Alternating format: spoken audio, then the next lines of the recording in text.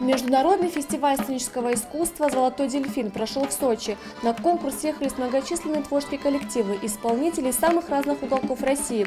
Нашу республику представили учащиеся колледжа культуры. Редакция Осетия ТВ встречает на вокзале конкурсантов международного фестиваля «Золотой дельфин». Здесь на вокзале ребят с нетерпением ждут их родственники и друзья. Во всех представленных колледжем номинациях ребята завоевали высшую премию Гран-при. Это номинации хореография, народный инструмент, театральное творчество, в котором владикавказцы показали миниатюру «Кавказ – наш общий дом». Своих талантливых студентов в этой нелегкой, но увлекательной поездке сопровождала директор колледжа Лариса Цикоева. Это был международный фестиваль-конкурс, который называется «Золотой дельфин», и проводился он в Сочи. Было очень приятно, что вот так высоко нас оценили. Сейчас у нас 4 приглашения.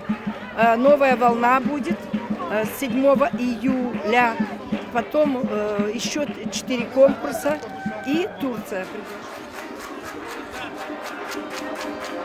Мы участвовали в театральном жанре, конкуренция была просто бешеная, но мы все-таки это сделали, мы победили, мы выиграли наконец-таки этот кубок.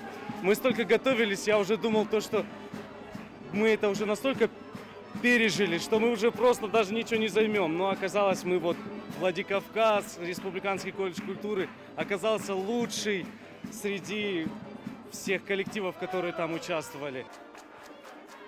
На вокзале уже давно встретили приезжающих, однако юные призеры еще долго не могли разойтись. Окрыленные победами в Сочи, ребята не сдерживали своих эмоций. Тома Валева, Ацамаз Шипшев, Осетия ТВ.